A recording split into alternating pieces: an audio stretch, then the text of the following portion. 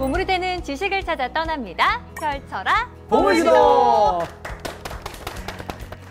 네, 두 분은 왜 지구 멸망을 생각을 해보면 입에 올리기도 무섭지만 지구 멸망에 관한 영화들도 진짜 많잖아요. 재난 영화. 많죠. 두 분이 생각하는 지구 멸망의 모습은 어떤 상황인지 궁금해요. 저는 뭐 모습이라기보다도 그냥 우주에서 봤을 때 팡 그냥 터지면서 아예 없어지는, 없어지는. 아예 그냥 사라지는. 그냥 한순간에 갑자기 지구가 뻥 하고 사라질 것 같다. 네, 영화처럼 막 폐허가 있고 막 그런 게 아니고 아예 막 박살나가지고.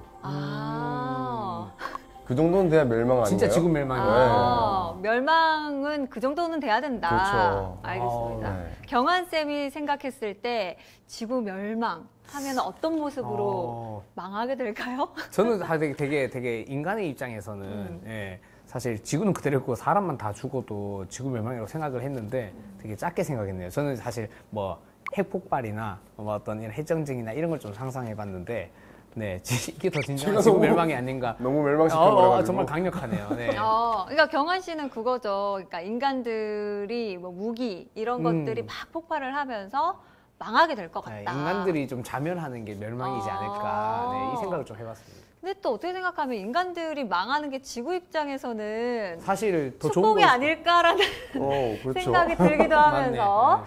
좋습니다. 과연 오늘 모실 분께서는 지구 멸망을 어떤 모습으로 그리고 계실지도 궁금한데요. 바로 모셔볼게요. 선장님 나와주세요. 반갑습니다. 선원 여러분 반갑습니다. 와, 반갑습니다.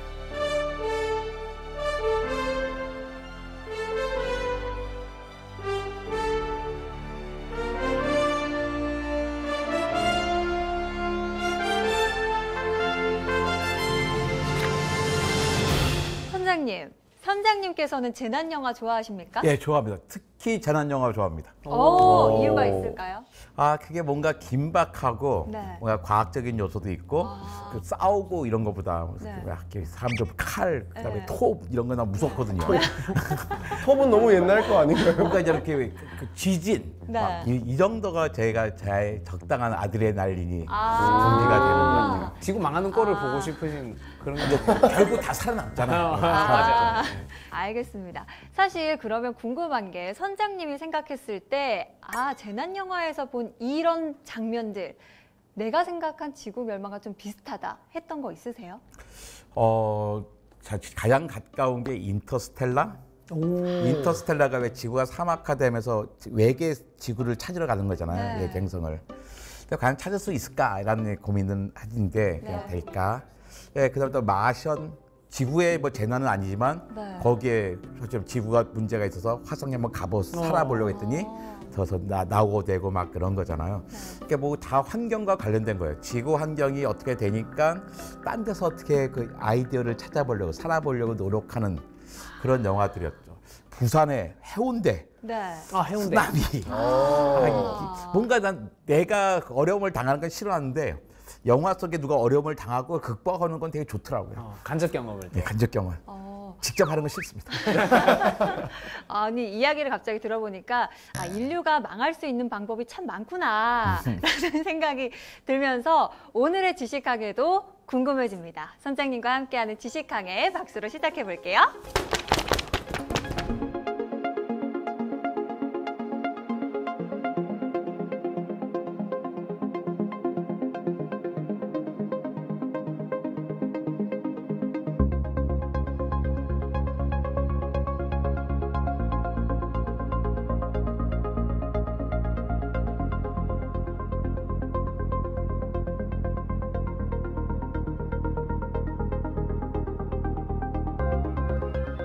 저는 막 이런 얘기 많이 해요. 사람들이 우리 지구를 살려주세요. 지구가 아파요. 네. 막 이런 얘기 한단 말이에요. 근데 과연 정말 지구가 아플까?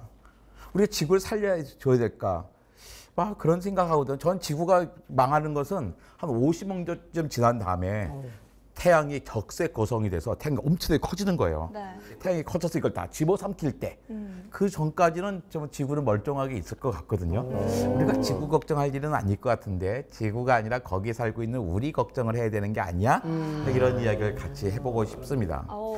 유엔이 2015년에 이런 걸 발표했어요. 지속 가능 발전 목표. 이게 뭐냐? 지구인들이 지속 가능하게 발전을 하려면 어떤 목표를 정하고서 노력을 해야 될까? 첫 번째가 뭐 빈곤 퇴치였습니다. 그렇죠. 누가 가난한데 어떻게 뭐 팔 수 있는 게 아니잖아요. 그 다음에 뭐 기아 종식. 먹지도 못하는데 뭐 딴 거를 우리가 낭비할 수 있는 게 아니니까. 그런데 이때 기후변화와 대응은 13번째 목표였어요. 근데 과연 이거 2015년 전이니까 불과 9년 전이잖아요. 근데 지금 유엔이 이 17개 목표를 정한다면 기후변화에 대응을 지금도 13번째에 둘까요? 1번으로 들 것 같아요. 앞에 당기겠죠. 저는 뭐 전 4, 5, 6번 안에 들어올 걸 생각을 합니다. 아, 왜요? 1번 해주세요. 이런 생각을 하는 거예요. 근데 우리가 그 얘기 뭐냐면 불과 8년 전, 9년 전만 해도 지구를 걱정하는 유엔도 기후 문제가 이렇게 빨리 심각해질 거라고는 생각하지 못했다는 거죠. 그만큼 우리가 지금 닥친 문제가 크다라는 것 같아요.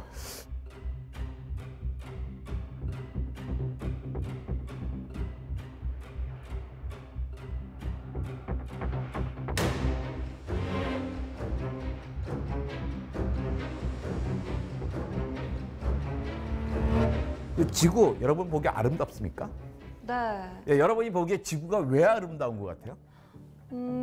지구가 왜 아름답냐고요? 물과 공기가 있어서 색깔 조합이 예뻐요. 와, 저도 그렇게 생각해요. 네. 저 마음이 고운 분들은 뭐라고 얘기하면 지구 아름답죠. 거긴 생명이 있잖아요. 라고 말씀하세요. 맞죠. 지구에 생명이 있어요. 우리가 알아요. 우리 생명이니까. 근데 아무리 봐도 저 생명 보이나? 생명 하나도 안 보이죠. 안 보이죠. 우리가 지구가 아름다운 이유는요. 색깔이 이쁜 겁니다. 파란 색깔과 하얀 색깔이 잘 조합이 된 거예요. 그런데 우리만 그들을 볼까요? 그들도 지구를 볼 거 아니에요. 우리를. 근데 그들이 지구를 볼 때 지구가 저렇게 아름답게 보일까요? 그들이 볼 때는요. 지구는 태양 앞을 지나가는 까만 점으로만 보일 겁니다. 그러니까 저렇게 아름답게 보이지 않을 거예요. 근데 그들이 지구의 스펙트럼을 딱 찍어보면 유난히 한 개의 피크가 삐죽 튀어나온 걸 볼 거예요. 그게 뭘까? 바로 물일 겁니다. 물. 예, 저게 파란색이 뭐예요? 지구 바다. 표면의 71%를 덮고 있는 바다입니다. 네. 우리가 그 바다 위를 항해하고 있잖아요. 네. 자, 하얀 구름은 뭡니까? 수증기. 구름. 네. 물이 있다는 증거죠. 네. 그러니까 어딜 봐도 물만 보이는 거예요. 네. 그죠? 그러니까 외계인이 보면 여기 무슨 물주머니가 있나 봐 이렇게 생각하실 거예요. 그러니까 지구가 아름다운 이유 물이 있어서. 지구의 생명을 살 수 있는 이유 물이 있어서입니다. 근데 태양계는 지구 말고도 아름다운 행성들이 많아요. 우리는 보통 커다란 걸 아름답게 생각하잖아요. 목성, 토성, 천왕성, 양성이 훨씬 아름다워요. 저기는 생명이 살 수 없습니다. 왜냐하면 생명이 살려면 어떻게 해요? 발을 디딜 수 있는 땅이 땅이 있든지 있어야 돼요. 헤엄을 칠 수 있는 물이 있어야 되잖아요. 네. 근데 목토천해에는 기체 행성이에요. 그러니까 저기 생명이 살 수가 있는 게 아니에요. 아니 뭐 하늘 날아다니면서 살면 되지. 아니 새처럼 하늘을 날 수 있겠지만 알도 하늘을 날 수 있는 건 아니잖아요. 그러니까 뭐가 생명이 있으려면 땅이 있어야 돼. 그런데 우린 지구를 그러면 지구는 되게 작은 행성이라고 생각하잖아요. 네. 그러니까 땅만 생각하면요, 지구는 작은 행성이 아닙니다. 태양계에 있는 모든 땅을 모으면 이 정도 크기예요. 그 지구가 우와. 얼마나 커요? 태양계에 있는 땅 가운데 3분의 1을 차지하잖아요. 오. 그 태양 밑에 달 조금해요. 달보다 조금 더 큰 수성, 화성, 금성, 태양 위쪽으로는 이제 목성의 달들이에요. 지구가 제법 큰 땅입니다. 근데 거기다 지구는 땅만 있는 게 아니라 그 땅 위에 뭐가 있어요?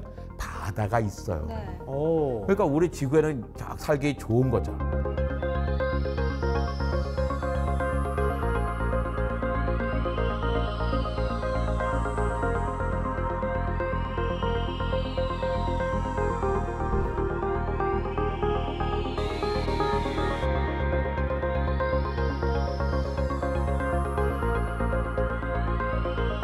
지구의 생명이 살게 된, 진화하게 된 또 아주 결정적인 역할을 한 게 뭐냐면 달입니다.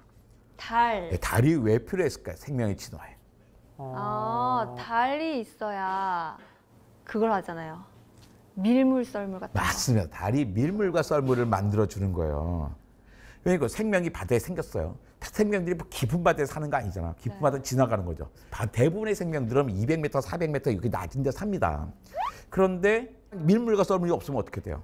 생명이 저기 있어, 양분 저기 있고, 에너지 있고, 네. 딴 사람 저기 있어. 서로 마주칠 기회가 없잖아요. 순환이 안 되겠네. 이제 하루에 2차례씩 있는 어마어마한 에너지의 힘으로 막 뒤집혀지면서 생명들의 요소들이 마주칠 수 있었던 거예요. 근데 달이 만들어지는 과정이 재밌어요.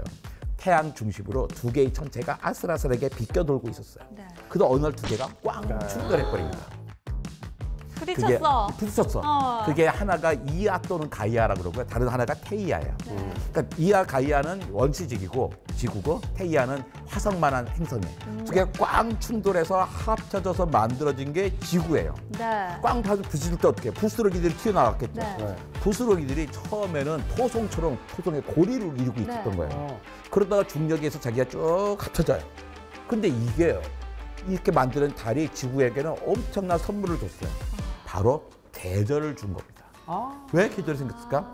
꽝 부딪히면서 지구의 자전축이 기울어 버려.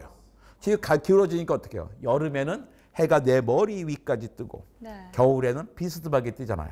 이 대구 같은 게 어떻게 해요? 더울 때랑 추울 때 60도 정도 차이가 나잖아요. 연중 가장 최고 기온과 최저 기온을 말하는 그렇죠. 거예요. 어. 그러니까 이거 60도만큼의 생태계가 형성되는 거예요. 어. 그러니까 우리나라 대부분이 그래요. 한 60도 정도 차이가 납니다. 그 생태계가 단순하지 않고 되게 복잡해질 수 있는 거예요. 근데 그 덕분에 어쨌든 지구가 충돌하면서 만들어져서 지구는 생명이 살기 좋게 된 거예요. 근데 이게 엄청난 우연들이 다 합쳐져서 지구라는 게 만들어졌어요. 그렇죠.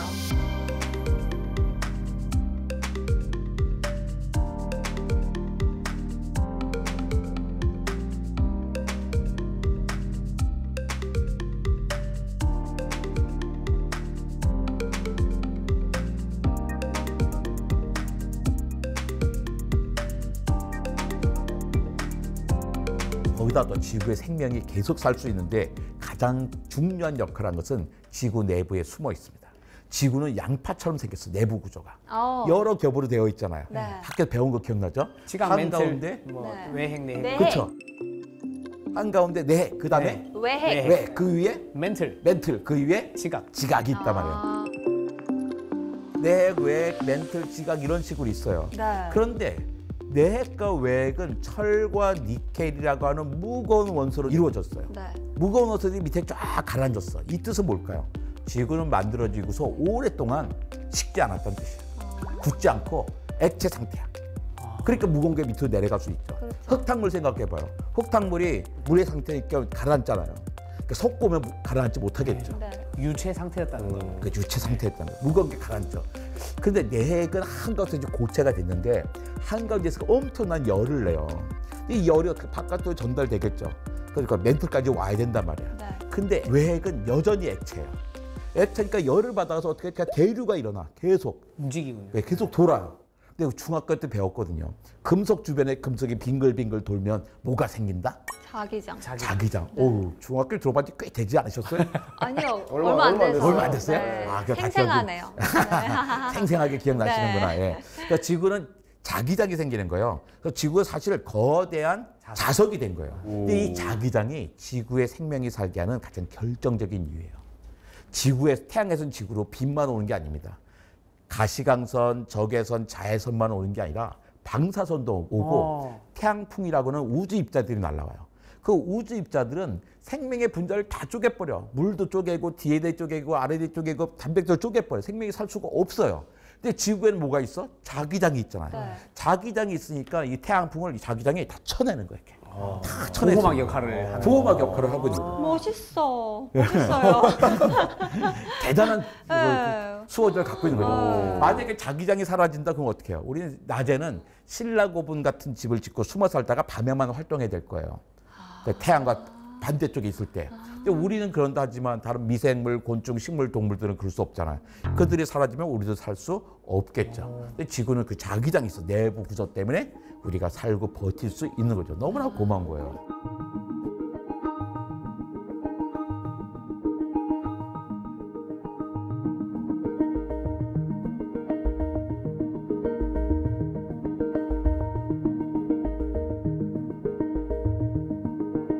자, 40억 년 전으로 한번 돌아가 보겠습니다. 지구 그러면 어떤 색이 생각납니까? 파란색. 파랑. 맞습니다. 지구 그러면 파랑, 네. 초록으로 생각해요. 누구나 그래요. 근데 40억 년 전의 모습이에요. 저기 초록색, 파란색 보이나요? 없네요. 초록색 없고요. 파란색도 없어요. 네. 하늘도 빨간색이었습니다. 네. 왜냐하면 대기 중에 산소가 하나도 없었기 때문이에요. 지구에는 가장 많은 원자가 산소 원자가 제일 많아요. 산소 원자는 많은데 산소 분자 O2가 없었던 거예요. 공기 중에 우리 숨 쉬는 산소 분자 있잖아요. 그건 원래 지구에 없었고 다 생명들이 만들어낸 거예요. 바다속에 사는 식물성 플랑크톤, 시아노 박테리아, 바닷말, 나무들이 만들어내는 거죠. 그러니까 지구의 색깔은 그냥 빨간색, 검은색이었어요. 근데 우리가 지구라고 생각하는 초록색, 파란색은 누가 만들어준 거야? 생명이 만들어준 거예요. 자, 그런데 하늘에 보면 꼬리가 달린 천체가 막 지구와 충돌하고 있습니다. 저 꼬리가 달린 천체가 뭘까요? 해성? 혜성입니다. 해성. 예, 혜성이 뭐냐면 혜성에 꼬리가 있잖아요. 혜성은 지금은 수십 년 한 번 보지만 저 당시에는 하루도 수십 개, 수백 개의 혜성이 막 지구와 충돌하고 있었어요. 저 꼬리의 정체가 뭐냐면 물이에요. 혜성은 그 암석하고 얼음이 막 뭉쳐져 있는 거예요. 그냥 멀리 있을 때는 그냥 암석하고 물이 뭉쳐 있는 덩어리였어요. 네. 이게 태양을 쑥 한 바퀴 돌고 가잖아요. 쭉 돌 때 태양의 영향을 받아서 물이 얼음이 증발하는 거야. 네. 증발해서 태양 바깥으로 밀려 뒤로. 혜성의 꼬리라면 꼬리는 태양과 반대 방향으로 있어요. 이렇게 돌다가 돌아갈 때는 자기 앞을 향해 가겠죠. 근데 혜성의 꼬리의 정체가 뭐냐면 물이라 그랬잖아요. 네. 근데 아직 꼬리가 다 증발하지 않았어. 그럼 그 혜성 안에는 얼음이 잔뜩 있을 거 아니에요. 네. 이 혜성이 계속 지구와 충돌해. 네. 그럼 지구에 뭘 가져다 줄까? 물을 가져다 줘요. 혜성이 지구에 가져다 주는 게 바로 바다입니다. 혜성이 바다를 줬구나. 예.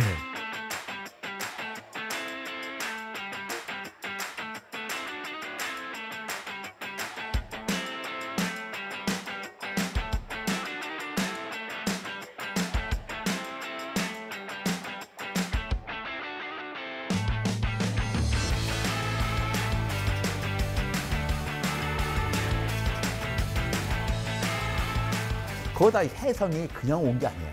혜성은 오면서 생명의 분자들을 가지고 옵니다. 생명의 분자. 작은 아미노산, 메탄, 그 다음에 뭐 암모니아 이런 게 있는 거예요. 자, 그렇게 바닷속에 있단 말이에요. 근데 그것들이 다 서로 연결되겠죠. 작은 분자들이 연결돼야지 뭐 RNA 같은 커다란 분자가 될 거잖아요. 뭔가 연결하려면 에너지가 필요하죠. 제가 학교 다닐 때는 태양의 에너지를 받았겠지 이렇게 생각했어요. 근데 스쿠버를 해보니까 바닷속에 에너지원이 있는 거예요. 바다에서 열수 분출공이라는 게 있습니다. 바다 한가운데도 막 화산이 막 터지고 있는 거예요. 육지에는 화산이 별로 안 터지면 바닷속에 계속 터지고 있거든요. 거기에 뜨거운 열이 에너지가 바깥으로 나와요. 요즘은 안 되지만 예전에 등산 가면 꼭 등산 가서 밥 해 먹고 했어요. 옛날에 밥 해 먹을 때 어떻게 하면 꼭 냄비 위에다가 돌을 덩어리를 얹어놨어요. 왜 얹었을까요? 그 뜨거운 기압이 빠지지 낮으니까. 말라고. 맞아, 기압이 낮으니까 네. 100도보다 낮은 온도에서 끓는단 말이야. 그 밥이 제대로 익지가 않아. 온도가 중요한데 돌덩이를 얹어서 압력을 높인 거죠. 압력밥솥처럼. 근데 반대로 바닷속에 들어갈 때보다 압력이 높아지잖아요. 깊은 바다에는 수백 도의 물이 있는 거예요. 끓지 않고. 근데 수백 도의 물 안에 그 생명의 분자들이 있으니까 얘네들이 쫙 연결이 되는 거죠. 그러면서 최초의 생명체가 생기게 되는 겁니다. 최초의 생명체는 뭐냐면 어떤 기름 주머니 안에 어떤 분자가 들어가는 거예요. 이게 뭘까? 그리고 이제 학교에서 보잖아요. DNA가 RNA로 전사되고 RNA가 단백질로 이제 번역이 되는 거예요. 그런데 기름 주머니 안에 뭐가 들어있을까? 단백질이 있었겠지. 단백질 효소가 있어야지 생명 작용을 하니까. 근데 그 단백질은 누가 만들어? 설계도가 있어야 되잖아요. 네. 설계도는 DNA지. 그러면 세포 안에 DNA가 들어있었겠네? 그리 말이 되지만 그냥 DNA밖에 없으면 활동을 못 하잖아. 단백질이 있어야 되는 거지. 그 과학자들이 미치는 거야. 이게 뭐야? 어떻게 된 거야? 어떻게 된 거야? 근데 나중에 1980년 중반쯤 때 기가 막힌 걸 찾아냅니다. DNA가 RNA가 된다 그랬잖아요. 네. 작은 RNA 조각이 있는데 작은 RNA 조각은 당연히 RNA니까 유전 정보도 갖고 있잖아요. 근데 스스로 자르고 붙일 수 있는 역할을 하고 있는 거예요. 그런 RNA가 있는 거예요. 그렇다면 과학자들 아이디어를 얻자고. 첫 번째 생명은 기름 주머니 안에 세포막 안에 작은 RNA가 들어있었겠구나. 그 얘는 이 친구는 어떻게 유전 정보도 갖고 있고 실 효소 작용도 할 수 있게 되는 거죠. 나중에 유전 정보를 잘 보관하기 위해서 단일 가닥이 아니라 이중 가닥을 해서 DNA를 만들고 또 여기서 계속 단백질을 번역해낼 수가 있는 거예요. 그러면 최초의 생명체가 생겼겠구나 생각한 거예요. 최초의 생명체가 생긴 게 약 38억 년 전이에요. 38억 년 전. 네.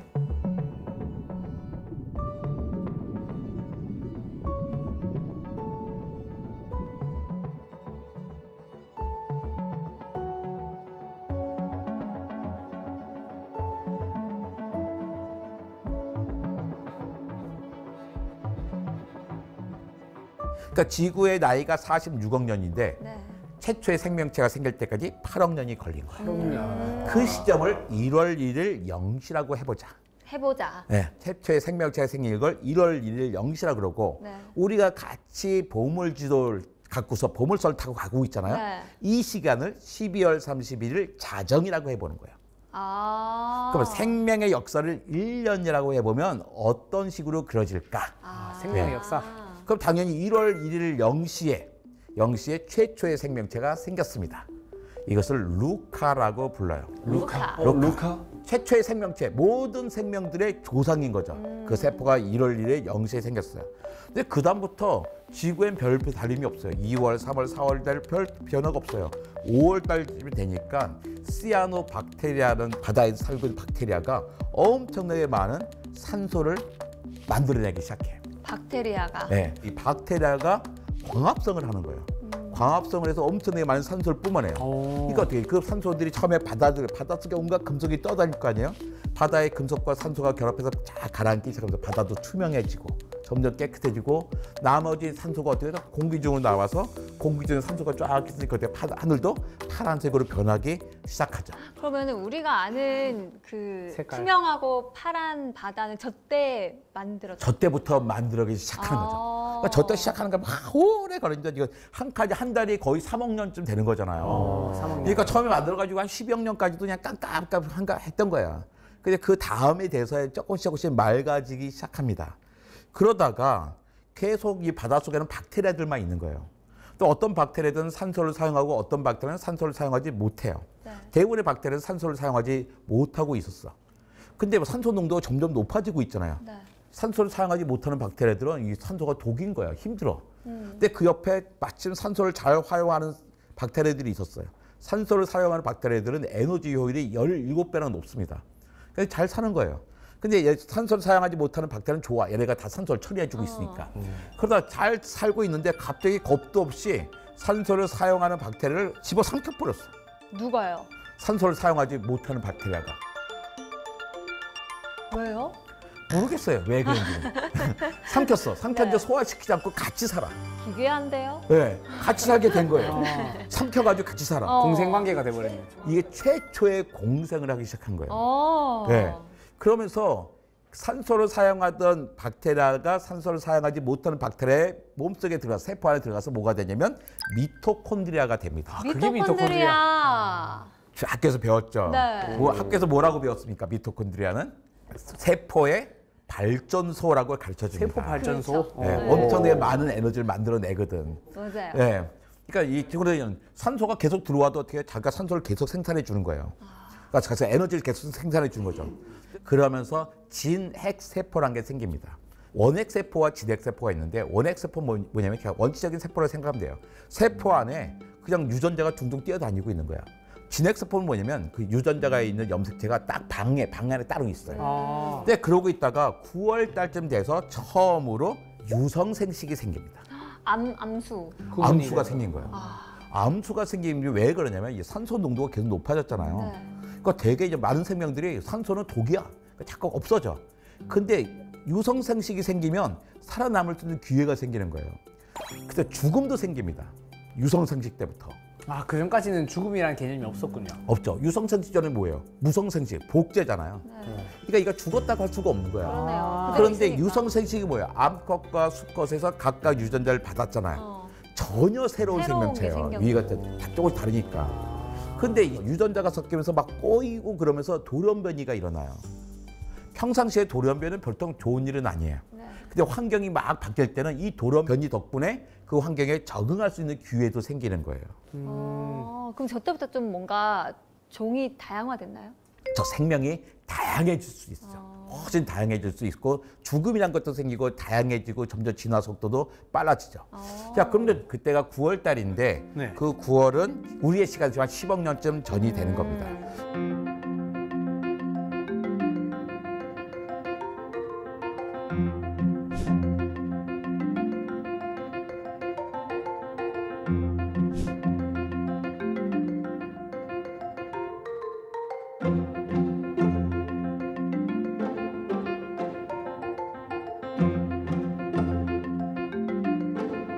10월 달쯤 되니까 다세포 생명이 생깁니다.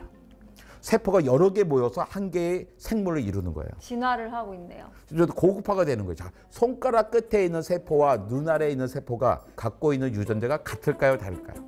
같아요. 다릅니다. 같습니다. 같습니다. 달라요. 같습니다. 다른가? 어떻게 다른 생각해요? 기능도 다르고 60쪽의 세포로 이루어져 네. 있는 거다 보니까 똑같은 놈들끼리 굳이 모이지 않고 다양하게 있지 않을까, 기능에 따라서. 그러니까 모든 세포는 유전자를 갖고 있잖아요. 엄마랑 아빠한테 받은 유전자를. 그렇다면 만약에 다르다면 이 손가락 끝에 있는 유전자는 우리 아빠한테 왔고 눈 아래에 있는 세포는 307호 아저씨한테 왔을까요? 그럴 리는 없잖아요. 그럼 안 다 되는데? 똑같이 엄마와 아빠한테 네. 왔잖아요. 네. 그러니까 똑같은 유전자를 갖고 있는 거예요. 유전자는 같다. 유전자를 갖고 있는데 위치에 따라서 역할이 다르니까 다른 형태의 모습을 갖고 다른 역할을 하고 있는 거죠. 이게 세포가 고도화되고 전문화되고 있는 거예요. 어떤 건 보는 거, 어떤 건 냄새를 맡고, 어떤 거는 운동을 하고 다양한 세포의 구조를 가지고서 세포가 뭐 조직이 되고 조직이 기관이 되고 이러면서 고급화가 되는 거죠. 그때가 10월 달쯤 되는 겁니다. 와.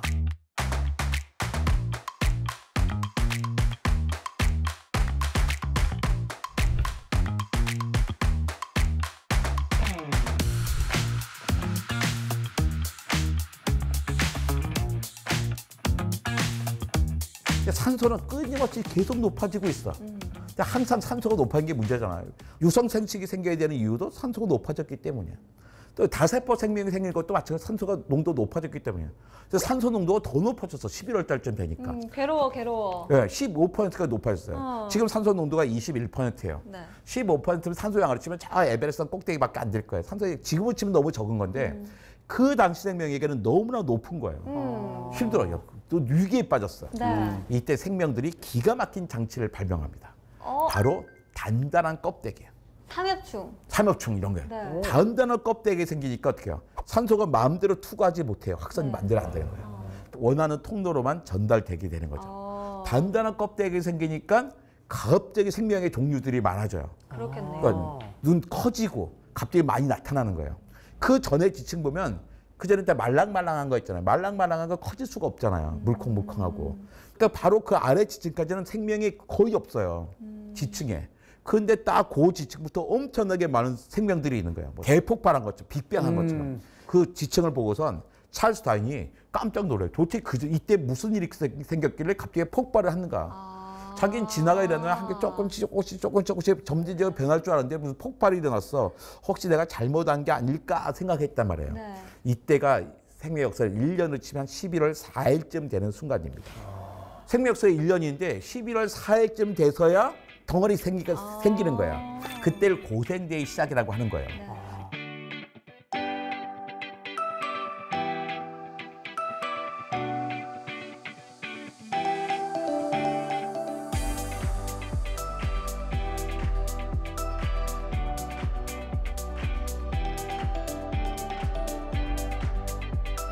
지구의 역사를 지질 시대로 표현하거든요. 지질 시대는 고생대, 중생대, 신생대 나눕니다. 옛날 생물의 시대, 중간 생물의 새로운 생물의 시대. 왜 이렇게 나눴을까요? 살고 있는 생명이 너무 다르기 때문이에요. 예전에는 초등학교 졸업했다고 다 중학교 갔나요? 그거 아니잖아요. 초등학교 6년 했어? 수고했다. 졸업하자. 근데 중학교 가야 되는데 중학교 자리가 없어. 반만 가자. 미안해. 중학교 3년 했어? 수고했어. 졸업하자. 왜냐하면 고등학교 자리가 없어. 반만 고등학교 가자 했어요. 근데 요즘 어떻게 초등학교 입학하면 무조건 고등학교 가야 되잖아요. 12년 의무 교육이에요. 어차피 끝까지 가야 될 거 한 번에 졸업시키면 되잖아요. 왜 6년, 3년 나눠서 귀찮게 졸업식을 3번이나 하게 하냔 말이에요. 그 이유가 있죠. 각 나이에 따라 배워야 될 내용과 학습 체계가 완전히 다르기 때문에 같은 곳에서 같은 선생님께 배울 수 없었기 때문이에요. 그래서 고생대, 중생대, 신생대를 나눠야 했던 거예요. 그만큼 생명도 완전히 다르거든. 근데 고생대의 시작점이 약 5억 4,100만 년 전이에요. 아니 38억 년 전부터 생명이 있었다며. 근데 갑자기 33년 모아다가 5억 4,100만 년부터 고생대인데 이때 지구에는 어마어마한 사건이 있습니다. 바로 눈이 생긴 거예요. 눈? 아이. 주로 이거 삼엽충 같은 애들이야. 근데 눈이 없을 때는 생명에게 목표가 없었어.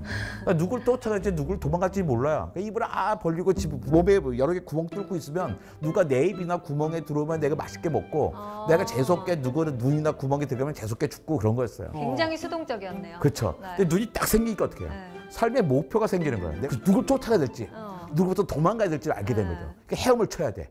헤엄 치려니까 어떻게 지느러미 같은 부속도 생기고 색깔과 모양도 다양해지고 점점 커지기 시작한 거죠. 눈은 정말로 모든 것을 바꿔버렸어요. 동물들이 빛에 반응하기 시작했잖아요. 벌레 같은 물컹물컹한 동물들이 갑옷을 두렀고 경고색을 갖고 위장을 하기 시작했던 거예요. 바로 이때부터 엄청나게 다양한 생명이 생기는 거예요. 그러니까 옛날에 캄브리아에게 갑자기 나타나서 다윈을 곤혹하게 했던 화성의 그 대폭발이 뭐냐? 눈의 탄생부터 촉발된 거라는 눈 거죠. 때문이군요. 그러니까 눈이 없었으면 보이지 않으니까 다 비슷비슷하게 생겼을 거야. 다를 필요도 없는 거예요. 근데 눈에 유전자가 갑자기 생겼냐? 그렇지는 않거든요. 이미 유전자는 있었습니다. 옛날에 눈을 만드는 스위치가 켜지지 않았다가 어느 순간 갑자기 스위치를 딱 켰어요. 그때 갑자기 모든 생명들이 눈을 갖게 되죠. 근데 저 스위치는 어떻게 켜진 거예요? 우연히 켜지는 거야. 진화가 목표가 없어요. 목표가 없고 그냥 우연히 그렇게 되는 거예요. 우연히. 네.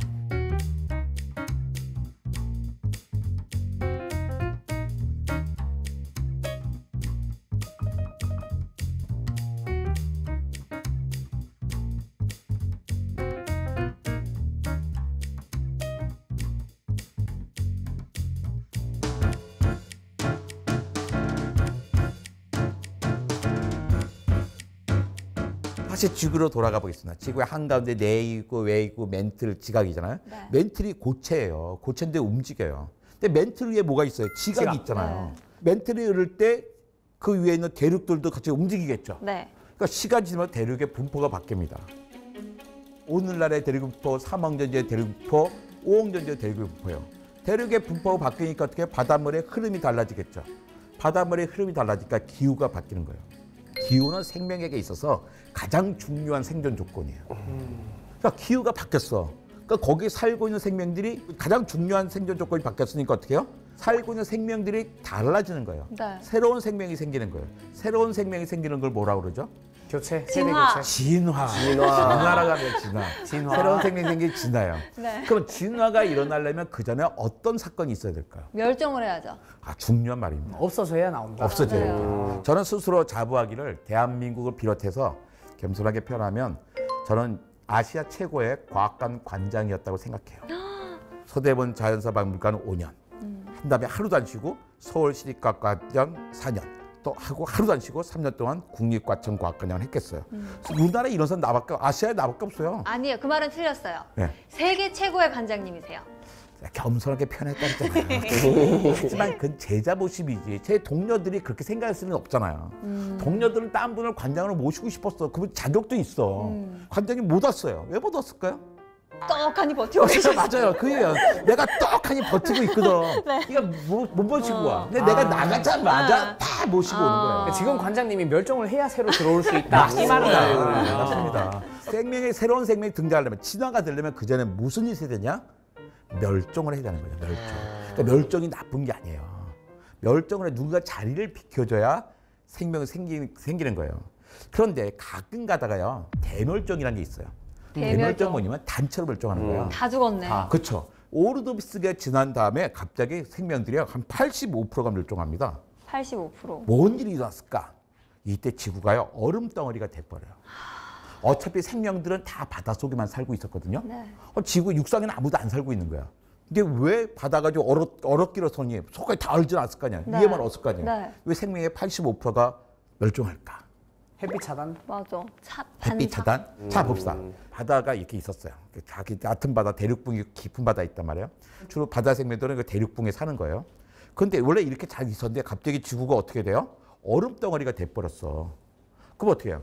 바다로 내려가야 될 물이 내려가지 못하고 육지 위에 빙하로 있는 거잖아요. 네. 그렇죠. 바닷물의 높이가 어떻게 되겠어요? 내려가겠죠. 낮아지잖아요. 그러니까 살 수 있는 지역이 생활식지가 확 줄어든 거예요. 아. 그러니까 옛날에 30평짜리 아파트에 10명이 막 살고 있었어. 바글바글 대면서. 충분히 살 수 있죠. 근데 갑자기 집이 13평으로 줄어들었어. 도저히 다 살 수가 없는 거예요. 몇 명 나가야 되잖아요. 좁죠. 딱 그런 상황이 된 거예요. 이때 오르도비스키 때. 그러면서 생명들이 급격히 줄어들 수밖에 없게 됩니다. 지금도 이렇게 왜 북극의 빙산이 줄어드는 건 문제가 아닌데 그린란드, 아이슬란드, 남극의 빙하가 녹는 게 커다란 문제거죠.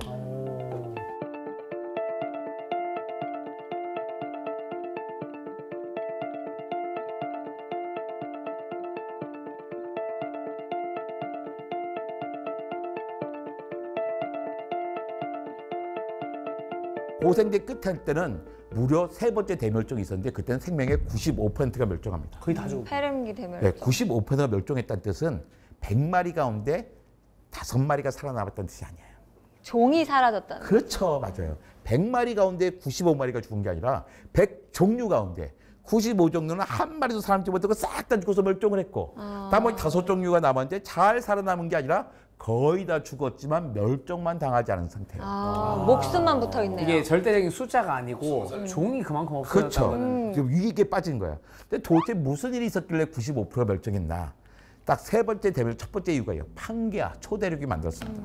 대륙이 만들어지는데 왜 살기 어려운데 화산이 폭발했어. 대륙이 딱 모이니까요 살기 좋은 해안선이 줄어든 거예요. 아, 물과 땅이 맞닿은 선들이 줄어든다. 주로 대륙이 바닷가는 커지니까. 이제 해안선은요 춥지도 않고 덥지도 않고 먹을 게 많은데요.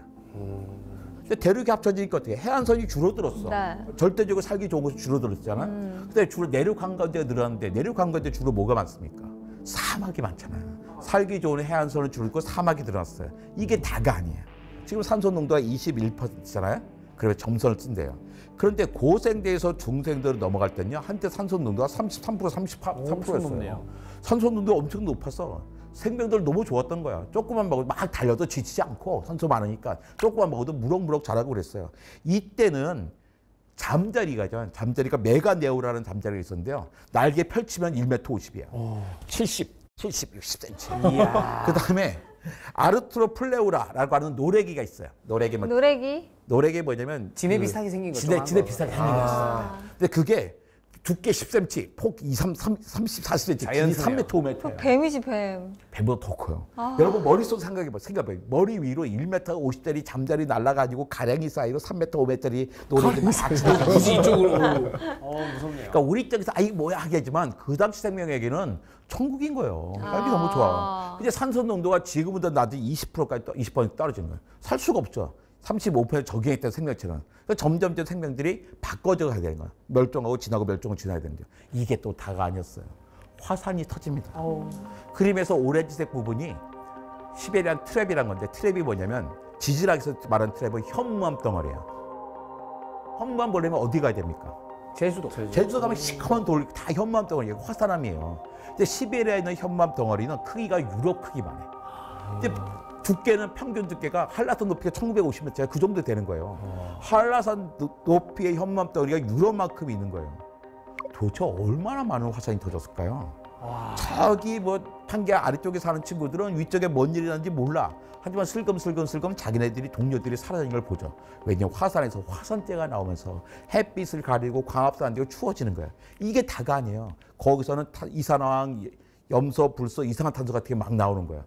이게 산성물질이잖아요. 바다를 산성화시켜요. 토양도 산성화해요.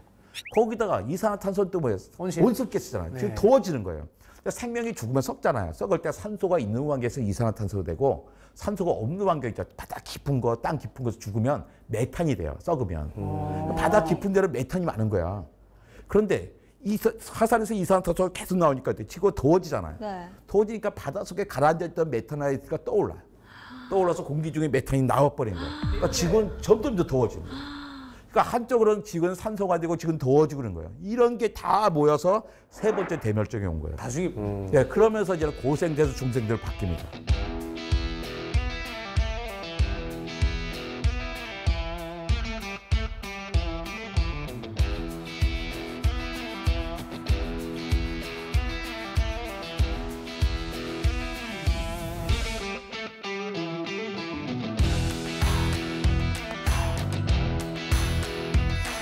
이때 본격적으로 공룡이 등장을 시작해요.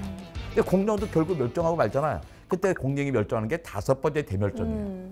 제가 학교 다닐 때는 공룡의 멸종에 관한 이론이 100가지도 넘었어요. 이게 뭐냐면 쓸만한 이론이 하나도 없다는 뜻이에요. 100가지 중에 뭐냐면 공룡들이 상사병에 걸렸어요. 공룡들이 미쳤나 봐요. 어디 있고. 근데 아무도 그걸 신뢰를 갖지 않았어. 지금 초등학생들 다 알아요. 공룡이 왜 멸종했냐 또 쳐다보니 질문이랑 왔었냐고요. 6,600만 년 전에요. 지름 10km짜리 거대한 운석이 멕시코의 유카탄 반도에 꽝 부딪혔잖아요. 그러면서 멸종한 거죠. 다 알고 있습니다. 정말 대단해요. 근데 그게 단순하게 이러는 게 아니었던 거예요. 최근 연구에 따르면 공룡의 멸종은 2단계로 일어나는데 그 전에 먼저 무슨 일이 있었냐면 인도의 데칸고원에서 화산이 터져요. 이때 공룡이 확 멸종합니다. 근데 끝장나진 않았어. 좀 남아있었어요. 좀 남아있었어. 근데 이때 운석이 붙이니까 끝장나버리는 거예요. 아예 명줄을 다 끊어버렸구나. 그렇죠. 네. 근데 재밌는 게 뭐냐면 화산이 터지기 전이나 화산이 터져서 멸종이 시작된 다음이나 공룡의 생물량은 그대로예요.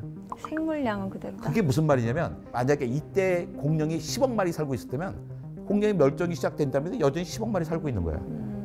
10억 마리가 그대로 10억 마리야. 그게 뭐가 멸종이야? 멸종 맞아요. 종이 없어졌다. 저 멸종이라는 게 마리수가 줄어든 게 아니잖아요. 종의 다양성이 떨어진 거예요. 종의 다양성이 떨어진 생태계는 뭐 어떤 생태계? 아픈 생태계, 비실비실한 생태계, 허약한 생태계잖아요. 이렇게 허약할 때 운석이 붙이니까 끝장나고 말았던 거죠. 만약에 이때 화산이 터졌을 때 종의 다양성을 조금 더 많이 유지하고 있었다면 운석이 붙여도 끝장날 건 좀 남아있겠죠. 다 죽진 않았을 거다. 그렇죠. 그렇다면 우리한테는 재앙이죠. 우린 등장하지 못했습니다. 네, 공룡들이 다 멸종해 주셨기 때문에 우리가 등장할 수 있었던 거예요. 공룡의 멸종은 내가 아무리 공룡을 좋아해도 너무나 고마운 일이었던 거죠.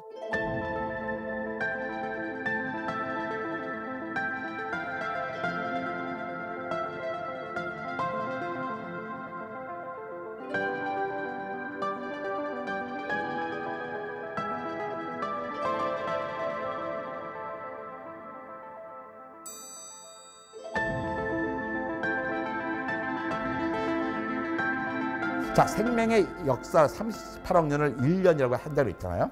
자, 1년 중에 사람이 등장한 시점은 12월 31일 오전 10시였습니다. 700만 년 마지막 전에. 날이네요. 진짜 조금밖에 안 되네요. 너무 그렇죠. 작. 오전 10시에 한 공통조상에서 한 새끼는 침팬지 조상이 다른 새끼는 인류의 조상이 된 거야. 또 오후 4시가 되니까 직립을 했어, 사람이. 두 발로 걷기 시작했어. 밤 11시 40분이 되니까 호모 사피엔스가 등장했어요. 이미 다른 인류도 진짜 많이 얼마 안 있었던 거죠. 됐는데. 네. 11시 50분에 호모 사피엔스가 아프리카 바깥으로 나왔어. 나왔더니 다양한 인류들이 네. 있어. 그거 다 죽여. 다 죽여, 얼마 다 만에? 죽여. 5분 만에. 5분 만에. 예. 그리고서 그 5분 후인 자정에 우리가 보물선을 탄 거죠. 자, 봅시다. 지금 그 5차례 대멸종이 있었는데 우린 지금 6번째 대멸종을 겪고 있습니다. 겪고 있다고요? 예. 6번째 대멸종은 대략 1950년부터 시작했다고 생각해요. 그러니까 우리 그 인류세라 그래요. 우리는. 인류세. 예, 6번째 대멸종이 시작된 거예요. 그 멸종 속도가 엄청 빨라지고 있어요. 그 선장님 의견이십니까? 아니, 그거 과학적인 거죠. 내가 뭐 어떻게 모르겠어요. 예. 그러면 지금 이제 진행되고 있다는 거는 인간의 멸종을 말하는 건가요? 아니, 인간만 멸종되는 게 아니라 종의 다양성이 급격히 떨어지고 있어요. 근데 제가 이제 한 25년 전부터 이제 멸종에 관심 많았거든요. 그때 과학자들이 뭐냐면 6번째 대멸종은 짧으면 500년, 길면 10,000년쯤 걸릴 것 같아, 이런 거였어요. 근데 그때도 제가 보기엔 10,000년은 좀 터무니없이 긴 것 같고 500년은 말이야 과학자들이 시민들 겁주려고 뭐 짧게 잡은 거 아니야 이렇게 생각했어요. 그런데 요즘은 생각이 많이 바뀌어가지고 어쩌면 500년도 충분히 긴 거 아니야라고 생각이 드는 거예요. 무섭다. 왜 온도가 오르는 게 과학자들 생각한 것보다 최근에 한 18개월 동안요 확 올랐어요. 생각보다 너무 빨리 진행되고 있는 거예요. 근데 그래도 또 생각할 게 있죠. 아니 지난 5차례 대멸종을 보니까 3번째 대멸종이 가장 심각했잖아요. 그때도 5% 살아남았잖아요. 네. 아 요번에도 뭐 5% 살아남을 때 인간만 끼면 되지. 그게 뭐가 걱정이야.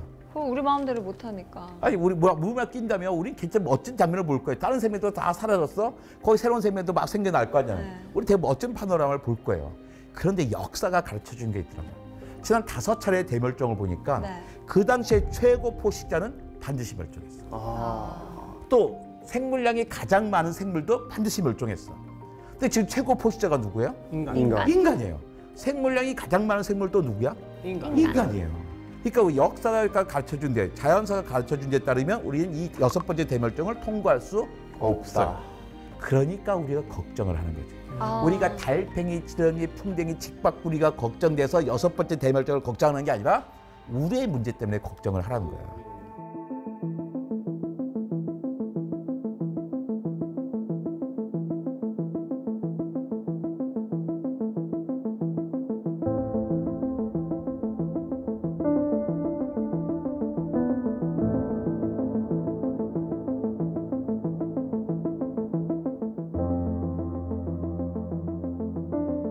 자, 이제 인류사로 갑시다.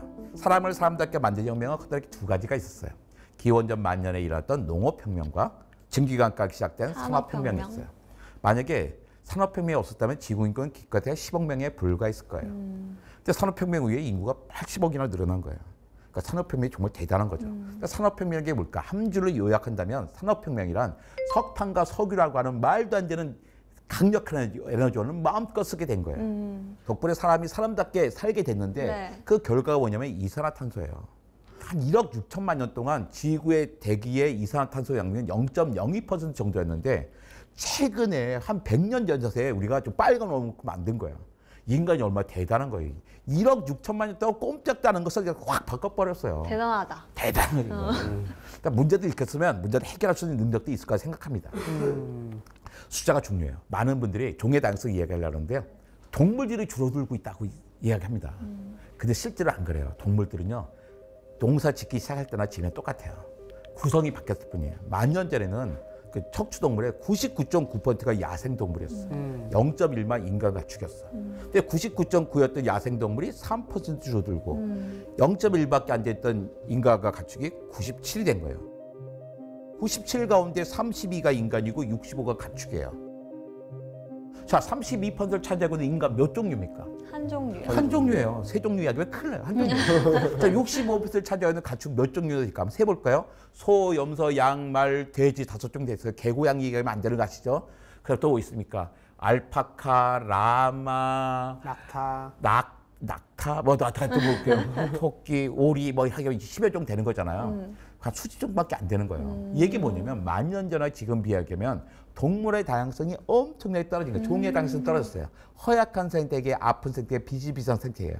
마지막 한 방이 이산화탄소인데 너무나 떨어지니까 마지막에 살짝 붙여도 끝난다는 거죠. 위기네요. 예.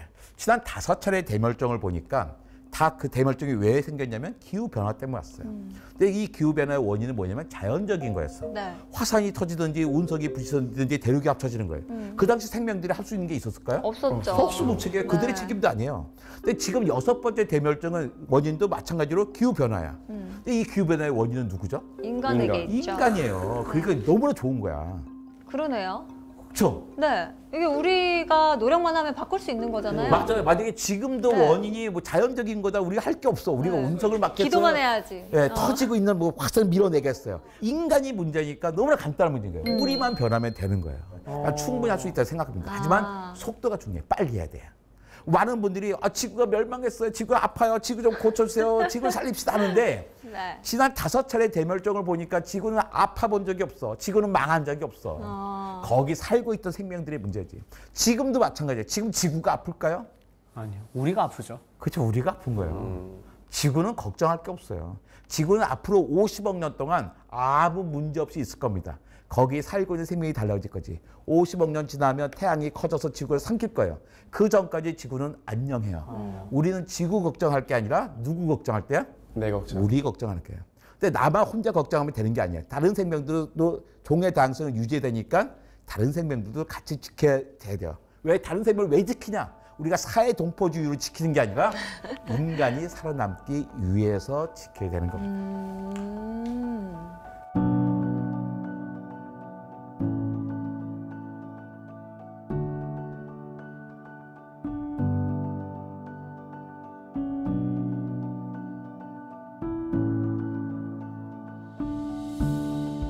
아니, 근데 진짜 오늘 선장님 말을 들으니까 그냥 맞아. 지구 온도 안 올라가게 환경 보호 힘써야지 정도로만 생각을 했다가 이렇게 대멸종 시기를 가르쳐 주면서 말씀을 하시니까 확 와닿는 것 같아요. 좀 더 발등에 불똥이 떨어진 느낌이 나요. 네. 좋습니다. 오늘의 강의 또 한마디로 정리를 해주신다면요? 우리는 이미 보물 지도를 가지고 있습니다. 지도를 가지고 있는데 네. 망설일 게 뭐예요? 저기 있다는 거 알는데 거기를 향해 하면 됩니다. 지금 당장. Right now. 예, right now입니다.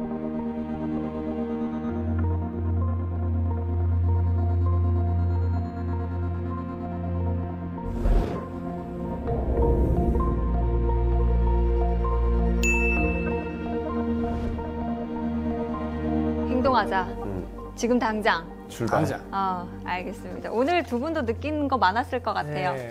들으면서 어찌됐건 뭐 나 하나쯤이야라는 이런 생각도 가지고 많이 살았고 뭐 빨리 내가 차를 바꿔야겠다. 기름 떼는 차 말고 예. 전기차로. 중요합니다. 네. 어. 와이프랑 빨리 잘 상의해가지고 차를 빨리 바꿀 수 있게. 이거 약간 그냥 차 바꾸고 싶어서 약간 이용해 먹는 것 같은데. 일석이조입니다. 일석이조입니다. 괜찮습니다. 괜찮습니다. 아까 맨 처음에 우리가 그 뭐 지구의 멸망에 대해서 아까 이야기했었을 때 인호 씨가 이제 지구가 이제 다 부서지는 거를 생각을 했었는데 알고 보니 네 지구 걱정할 때가 아니고 입주자인 우리를 먼저 걱정해야겠구나. 네, 그래서 저는 이제 아까 선장님 말씀하셨듯이 지구를 걱정하기보다 우리를 위해서라도 네 조금 더 이기적으로 생각해서 우리 자신을 위해서라도 네, 조금 더 빨리 움직여야 되지 않나 이런 생각을 한 번 더 해봤습니다. 네. 저는 오늘 이 시간을 통해서 이 대사가 떠올랐습니다. 이대로 가다간 다 죽어. 다 죽어! 다 죽어! 네, 이 유명한 대사가 바로 떠오르더라고요. 6번째 대멸종 이미 시작이 됐습니다. 진행 중이에요. 네, 이 아름다운 지구에 오래오래 함께 우리가 살려면 행동, right now, 지금부터 시작을 진짜 해야 될 때는 아닌가라는 생각이 들었습니다. 오늘 지식항해 여기서 또 마무리해보고요. 외치면서 끝내보겠습니다. 다음 주에도 찾아라 보물지도! Right now.